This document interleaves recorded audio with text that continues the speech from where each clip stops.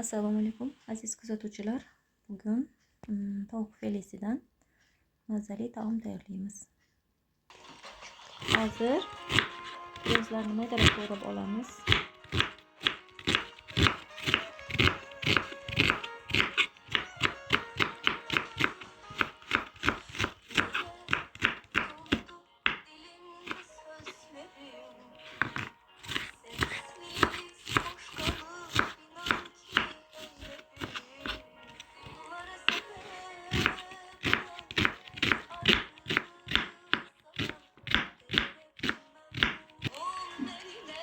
Mana piyozlarni maydalab to'g'rab oldim. Endi tovuq filesini ham to'g'rab olaman.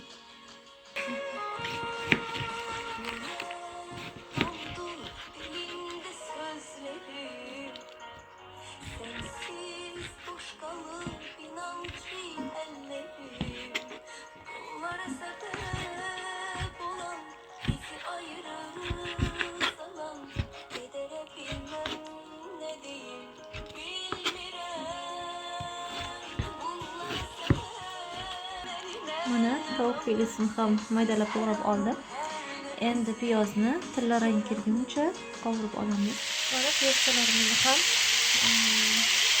tilla rang kirguncha qovurmoqdamiz. Mana piyozlarni sariq rangga kirguncha qovurib oldim. Ziravorlar qo'shdim tuz bilan. Endi tovuq filelarini qovurmasdan shundoq solib aralashtiramiz birga. Qovurilgan piyoz bilan tovuqlarni birga aralashtiramiz.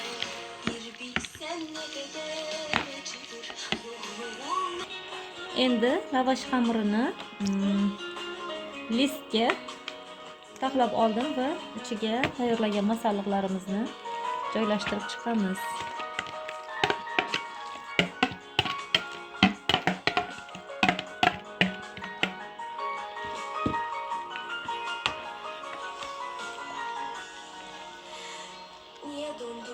Juda ham mazali bo'ladi, juda ham shirin bo'ladi.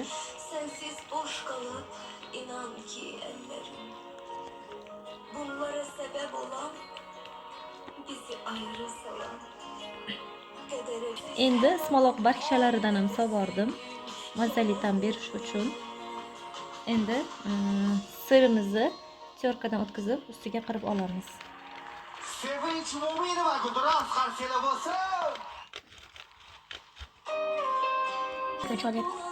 Bizi ayrı salan kedere bilmem ne diyeyim bilmirem bunlara sebep olan bizi Şimdi bunu yaxshilab yopib olamiz qutilarini.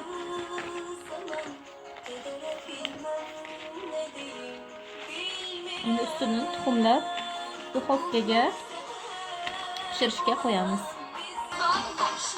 Mana azizlar, ustini tuxumlab oldim. Endi duxovkaga pishirishga yuboramiz. Mana qizim bilan birgalikda pishirib oldik. Mana juda ham chiroyli chiqdi. Amiraxonga ham hozir beramiz, tatib ko'radilar hozir. Juda ham mazali. Juda ham chiroyli va mazali chiqdi. Hammaga yoqimli ishtaha. Ko'rishinglarni albatta tavsiya qilaman. Albatta qilib ko'ringlar.